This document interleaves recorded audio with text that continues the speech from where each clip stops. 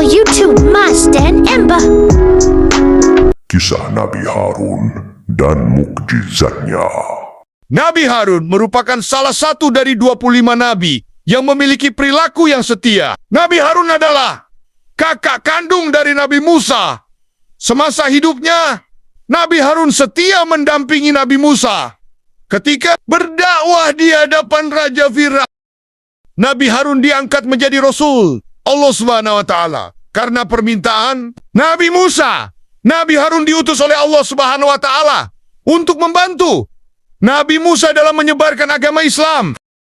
Nabi Harun dikenal selalu menyertai Nabi Musa dalam setiap dakwah dan upayanya membebaskan serta membimbing Bani Israel menuju tanah yang baru. Nabi Harun terpilih menjadi nabi sekaligus penyerta Nabi Musa pada setiap dakwahnya karena ia mempunyai lidah yang tajam. Kata-katanya yang keluar dari mulutnya tegas dan sulit dipatahkan oleh lawan bicaranya. Nabi Harun hidup sekitar tahun 1531 sampai 1408 sebelum Masehi. Lah diangkat menjadi nabi sekitar tahun 1450 sebelum Masehi. Seperti halnya Nabi Musa, Nabi Harun diutus untuk berdakwah kepada Firaun di Mesir, seperti yang dikatakan dalam Al-Quran, surat Maryam ayat 53 yang berbunyi, "Dan kami telah menganugerahkan sebagian rahmat kami kepadanya, yaitu bahwa saudaranya Harun menjadi seorang nabi." Quran surat Maryam ayat 53. Nabi Harun adalah nabi yang diminta oleh Nabi Musa kepada Allah Subhanahu wa Ta'ala untuk membantunya dalam berdakwah kepada Firaun, Haman, dan Karun. Nabi Harun dilahirkan 3 tahun sebelum Musa. Sejak kecil, Harun terkenal memiliki perkataan yang fasih. Nabi Harun pandai dalam berbicara dan berdebat. Dengan mudah, Harun mengalahkan lawan bicaranya. Nabi Musa meminta Allah Subhanahu wa Ta'ala untuk mengangkat Harun sebagai nabi untuk membenarkan perkataannya serta membantunya menyampaikan dakwahnya kepada kaumnya yang keras kepala. Nabi Harun dan Nabi Musa meminta Firaun untuk melepaskan Bani Israel dari perlakuan tidak adil. Hal itu tertulis dalam Al-Quran, surat Taha ayat 47. "Maka pergilah kamu berdua kepadanya Firaun, dan katakanlah, sungguh kami berdua adalah utusan Tuhanmu. Maka lepaskanlah Bani Israel bersama kami, dan janganlah engkau menyiksa mereka. Sungguh, kami datang kepadamu dengan membawa bukti atas kerasulan kami dari Tuhanmu, dan keselamatan itu dilimpahkan kepada orang yang mengikuti petunjuk." Sewaktu Nabi Musa pergi ke Bukit Sinai, Nabi Musa menitipkan kaumnya kepada Nabi Harun agar mencegah mereka melakukan kemungkaran. Sewaktu Bani Israel menyembah berhala anak lembu yang dipahat Samiri, sebenarnya Nabi Harun telah memperingatkan mereka, akan tetapi segala nasihat dan upaya yang telah dilakukannya sia-sia. Ia tak kuasa menghadapi kaumnya sendiri yang keras kepala. Setelah 40 hari berserah diri di atas bukit Sinai, Nabi Musa kembali kepada kaumnya. Nabi Musa sangat terkejut ketika melihat kaumnya telah menyembah patung anak sapi. Dicarinya Nabi Harun dan ditumpahkan kemurkaan kepadanya. Nabi Harun menjelaskan bahwa ia hampir dibunuh oleh Bani Israel karena hasutan Samiri. Ia juga meminta Nabi Musa agar tidak mempermalukan dirinya di depan Bani Israel. Mendengar hal itu, Nabi Musa merasa bersalah. Ia pun berdoa kepada Allah. Musa berdoa, "Ya Tuhanku, ampunilah aku dan saudaraku, dan masukkanlah kami ke dalam rahmat-Mu, dan Engkau adalah Maha Penyayang dari semua penyayang." Quran surat Al-Arad 7-151.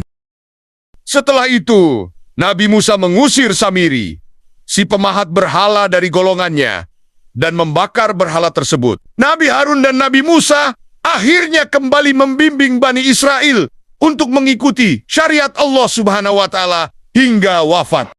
Diriwayatkan, Nabi Harun hidup selama 122 tahun wafat 11 bulan sebelum kematian Nabi Musa di suatu tempat yang bernama Al-Ti'i. Tempat itu adalah tempat sebelum Bani Israel memasuki Palestina.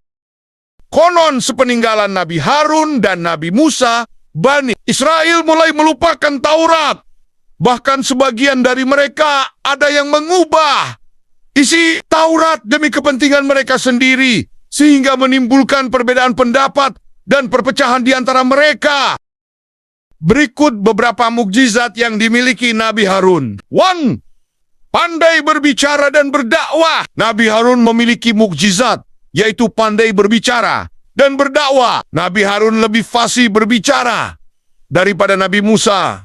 Ia juga sangat piawai dalam berdakwah dan berkomunikasi.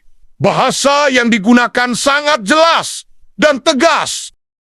Keberadaan Nabi Harun sangat membantu Nabi Musa untuk menghadapi Bani Israel yang ahli berdebat. Mukjizat Nabi Harun dari Allah Subhanahu wa Ta'ala ini tertuang dalam Quran surat Al-Anbiya ayat 48 sampai 49 sebagai berikut. Dan sesungguhnya telah kami berikan kepada Musa dan Harun kitab, Taurat dan penerangan, serta pengajaran bagi orang-orang yang bertakwa, yaitu orang-orang yang takut akan azab Tuhan mereka, sedang mereka tidak melihatnya, dan mereka merasa takut akan tibanya hari kiamat.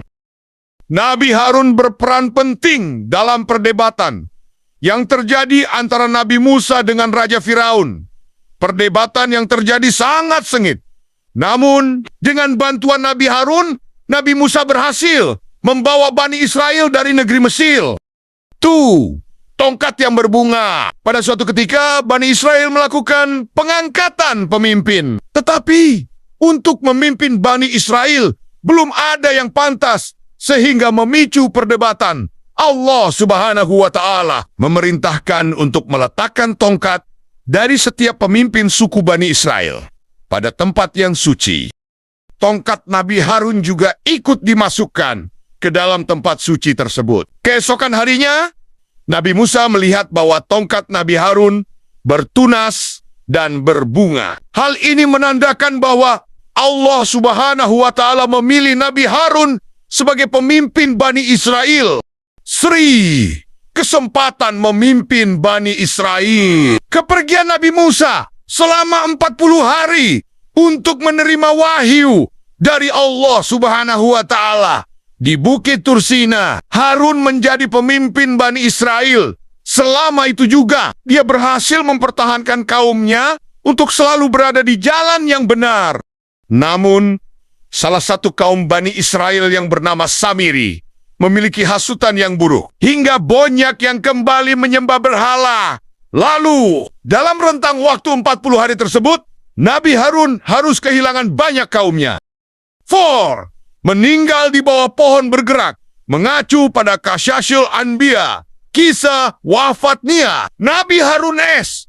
Diterangkan dalam sebuah riwayat, As-Sudi meriwayatkan, dari Abu Malik dan Abu Syalih dari Ibnu Abbas, dari Marah, dari Ibnu Mas'ud, dari sejumlah sahabat mereka berkata, kemudian Allah mewahyukan kepada Musa, sungguh, aku akan mewafatkan Harun.